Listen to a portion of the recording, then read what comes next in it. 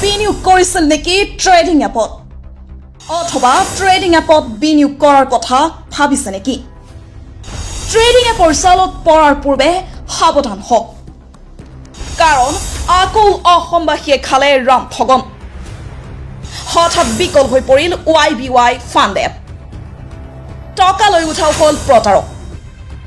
বাৰে বাৰে ঠগ খায়ো ধনৰ লোভত পৰা অসমৰ ৰাইজৰ পৰা কোটি টকা লৈ গ'ল YBF চলোৱা ধুৰন্ধৰে আৰম্ভণিতে ৬,০০০ টকা বিনিয়োগ কৰি কোটিপতি হোৱাৰ YBF হঠাৎ অচল হৈ পৰিল এতিয়া লাজত পৰি বহুতেই হয়তো স্বীকাৰ কৰা নাই যদিও বিকল হৈ পৰিছে এপটো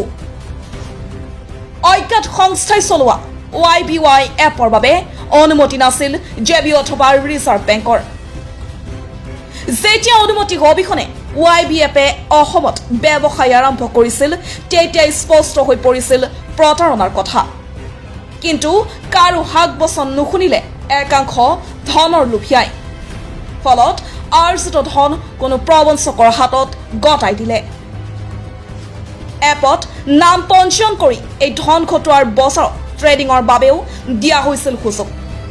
লাভ অথবা লোকচানৰ ভিত্তিত পৰৱৰ্তী পৰিকল্পনাৰ বিষয়ে এপটোত জনাই থকা হৈছিল সেইমতে প্ৰথম পৰ্যায়ত বহু উপভোক্তাই ধন লাভ কৰিলে তাৰ পিছত লাভৰ আশাত বিনিয়োগ কৰিলে সৰহ পৰিমাণৰ ধন শেষত এপটোৰ পৰা বেংক একাউণ্টলৈ ধন প্ৰেৰণ কৰিব নোৱাৰা হ'ল উপভোক্তাসকলে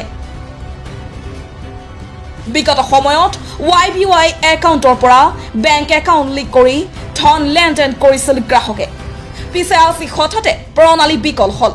ইয়াকে লৈ এতিয়া চিন্তিত হৈ পৰিছে ট্ৰেডিং এপৰ উপভোক্তাসকল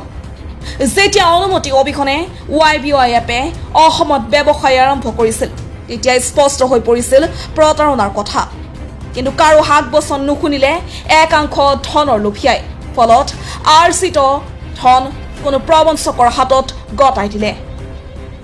এপত নাম পঞ্জীয়ন কৰি এই ধন খটোৱাৰ বছৰত ট্ৰেডিঙৰ নাম বাবেও দিয়া হৈছিল সুযোগ লাভ অথবা লোকচানৰ ভিত্তিত পৰৱৰ্তী পৰিকল্পনাৰ বিষয়ে এপটোত জনাই থকা হৈছিল